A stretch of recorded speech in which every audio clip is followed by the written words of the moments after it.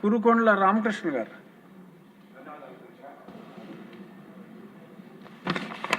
అధ్యక్ష, మా వెంకటగిరి నియోజకవర్గంలో కలవాయి మండలం అనేది ఒక మండలం అధ్యక్ష.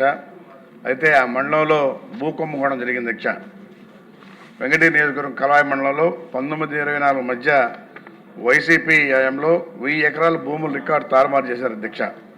అయితే కలవాయి మండలం చెందినటువంటి వైసీపీ జడ్పీటీసీ అనిల్ కుమార్ రెడ్డి కొంతమంది దళాలను పెట్టి పేదల నుంచి 10 కోట్లు లంచాలు తీసుకున్నాడు అధ్యక్ష. ఆ డబ్బంతా కూడా వీళ్ళు పంచుకున్నారు అధ్యక్ష. అయితే అప్పటి తహసీల్దారు మానికల ప్రమీల చేతుల మీదుగా భూముల రికార్డు తారుమారు చేయించారు అధ్యక్ష. అయితే ఉదాహరణకు 10 ఏళ్ల కిందట చనిపోయినటువంటి కలవాయికి చెందిన బచ్చల దమయంతి పేరు మీద కేశవనేనిపల్లిలో స్థానికేతరులు డీపాం పట్టా పుట్టించారు అధ్యక్ష. ఎకరాకు 1 లక్ష రూపాయల లెక్కన లంచం తీసుకుని అసైన్డ్ భూమి కమిటీలో ఎలాంటి సంబంధం లేకుండా నేరుగా తహసీల్దార్ చేత పట్టాలు ఇప్పించి అడంగల్ 1Bలో పేరు నమోదు చేయించారు అధ్యక్ష.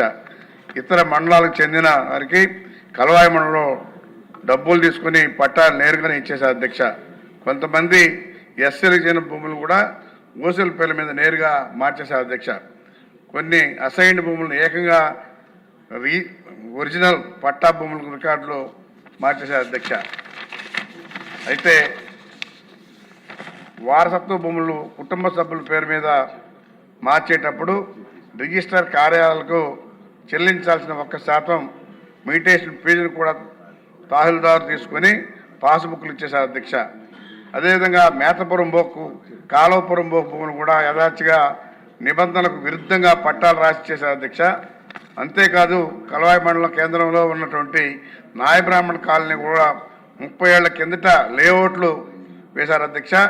వైసీపీ హయాంలో ఆ లేఅవుట్లను కూడా వైసీపీ నేతలు ఆక్రమించుకుని పేదల దగ్గర డబ్బులు తీసుకుని ఇంటి పట్టాలు ముద్రించి వాళ్లే మరీ విక్రయించారు అధ్యక్ష.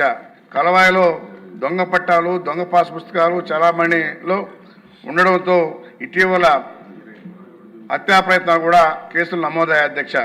అయితే దొంగ పట్టాలు కాగితాలు ట్యాంపరింగ్ రికార్డులను ఇప్పుడు పనిచేస్తున్న రెవెన్యూ అధికారులు కంట్రోల్ చేయాలని పరిస్థితుల్లో ఏర్పడింది అధ్యక్ష. అయితే కలవాయి మండలంలో అప్పట్లో జరిగిన భూ కుంభకోణాలు రికార్డులు ట్యాంపరింగు అదేవిధంగా లంచాల వసూళ్లపై సిఐడితో విచారణ జరిపిస్తే నిజాలు బయటకు వస్తాయి అధ్యక్ష. ట్యాంపరింగ్ అయినటువంటి రెవెన్యూ రికార్డులను సరిచేసేందుకు ఉన్నత స్థాయి విచారణ జరిపించాలని తమ ద్వారా రెవెన్యూ మంత్రి గారిని కోరుతున్నారు అధ్యక్ష. తప్పనిసరిగా చేస్తే పేదవాళ్ళ భూములు పేదవాళ్ళకి వస్తాయి అధ్యక్ష. కాబట్టి దయచేసి మీ ద్వారా మన రెవెన్యూ మంత్రి గారిని కోరేది ఇది ఇన్వెస్టిగేషన్ వేసి దీన్ని నిగుదేల్చాలని చెప్పని పేదల భూములు పేదల భూములని చెప్పని కోరుకుంటున్నాను అధ్యక్ష.